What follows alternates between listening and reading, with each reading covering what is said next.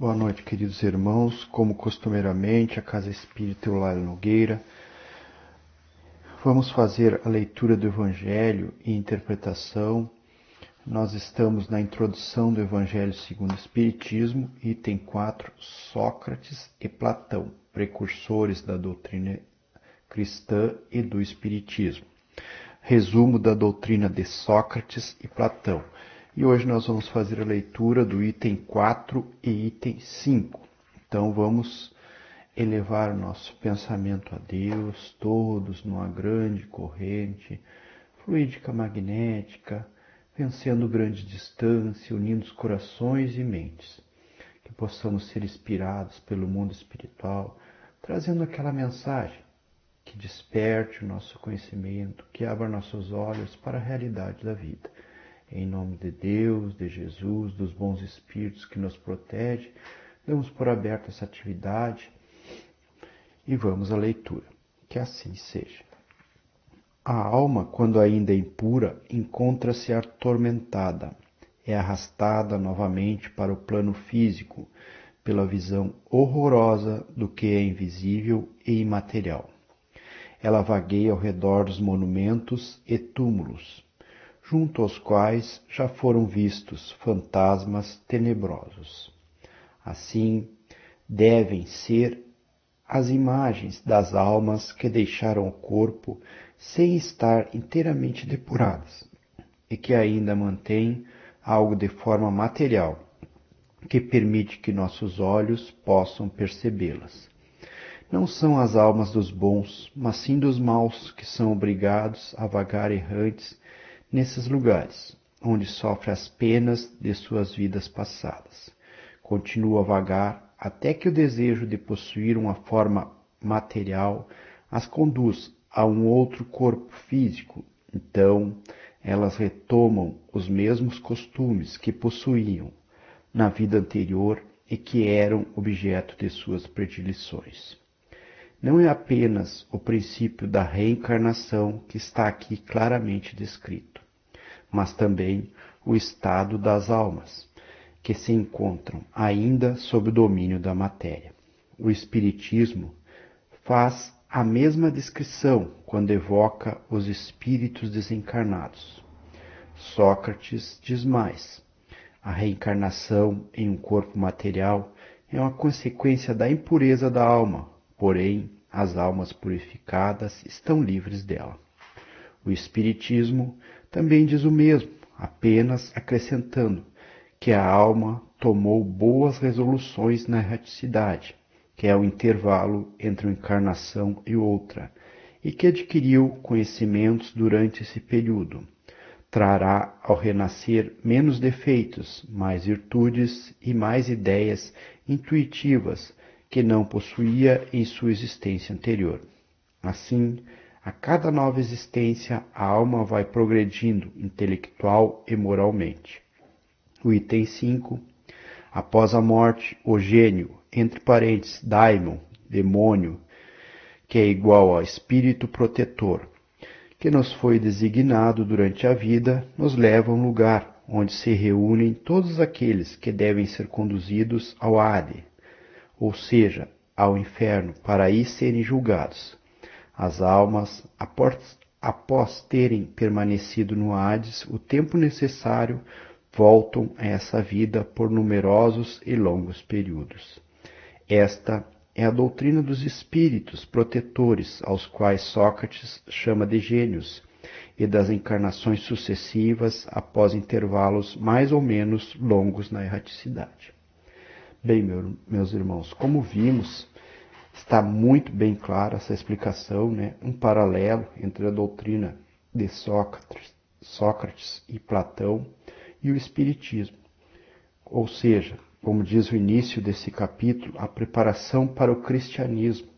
São ideias que trazem já o conceito de reencarnação, de evolução dos espíritos, dos lugares aonde iremos após desencarnar, da alma, que é o corpo espiritual unido ao corpo físico quando estamos na vivência aqui na Terra.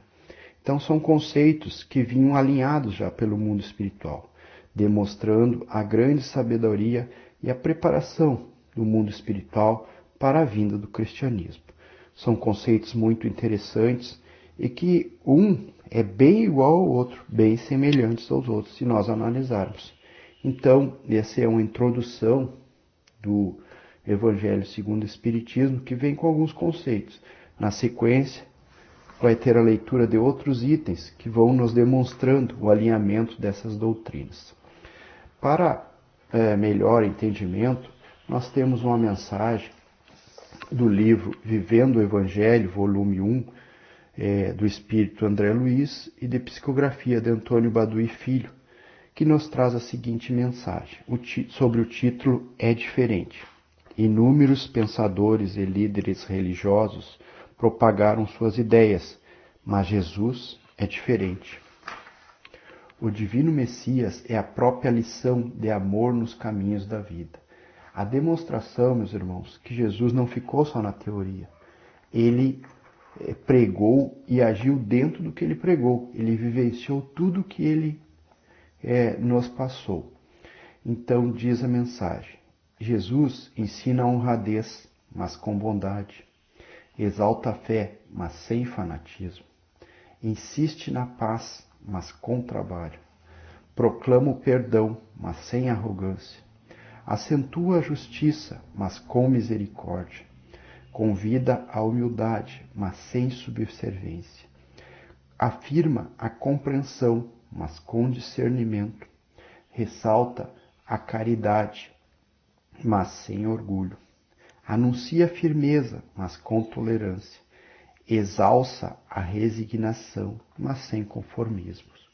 Os precursores do Cristo e os que vieram depois, semeando a mensagem do mundo espiritual, deixaram tratados e códigos a serem cumpridos. Jesus, porém, nada ordenou. Viveu as lições que ensinou e resumiu o roteiro de luz na exortação inesquecível: amai-vos uns aos outros como eu vos amei. Interessantíssimo isso aqui, porque demonstra o sentido divino do Cristo. Esse ser de luz, esse espírito evoluído que esteve entre nós, reencarnado, e vivenciou tudo. Ele simplesmente não falou só. Ele sentiu no seu corpo físico o inconformismo dos seres humanos da época, que não entendia a sua lição, mas nos deixou a sublime lei que se resume em amai-vos uns aos outros como eu vos amei. Então que possamos, a partir desse Evangelho, aplicar essa lição em nossas vidas, mais agindo do que ensinando, porque mais ensina aquele que demonstra, assim como Cristo demonstrou. Então agradecemos a Deus, a Jesus, nesse momento maravilhoso, onde estamos todos nós reunidos durante esse Evangelho. Pedimos nesse momento um passe espiritual, que a energia desses seres de luz que coordenam a Casa Espírita Eulália Nogueira, espíritos com suas equipes de médicos e enfermeiros do espaço, nos ministre um passe espiritual, que esses fluidos perpassem o nosso corpo físico, retirando miasmas, mazelas, se for do nosso merecimento, curando o nosso corpo físico, mas acima de tudo, nos trazendo a compreensão do momento que nós vivemos. Pedimos pelas águas que temos para beber, que nelas seja colocado remédio para os nossos males físicos e espirituais, de acordo com o merecimento de cada um de nós. Pedimos pelo nosso planeta Terra, que passa por momentos tão conturbados, que a paz possa reinar, que os ânimos possam ser arrefecidos, que tenhamos mais tranquilidade nesse momento. Que aqueles irmãos encarregados do governo, da administração, sejam tocados em seus corações e mentes, trazendo melhor para os seus governados. Pedimos pela nossa Casa Espírita Eulália Nogueira, que ela permaneça sendo aquele lugar de auxílio, de ensinamento, de tratamento espiritual. Pedimos pelo Espiritismo que sejam reforçadas os seus conceitos, que esses conceitos que hoje adquirimos aqui através dessa leitura, esse alinhamento de doutrinas, possa calar fundo em nós. Que possamos nos dar conta de fazer mais do que falar, de agir mais do que ensinar. Que o nosso exemplo seja um exemplo de paz, de amor, que tanto buscamos nos outros. Nesse momento, que essa luz invada nossos lares, todos aqueles irmãos ligados por essa rede. Recebamos muita paz, harmonia, o equilíbrio, a luz do Cristo. Amigo Jesus, com esse pensamento em nossos corações, te agradecemos por mais esse momento. E em seu nome encerramos esse Evangelho. Que assim seja.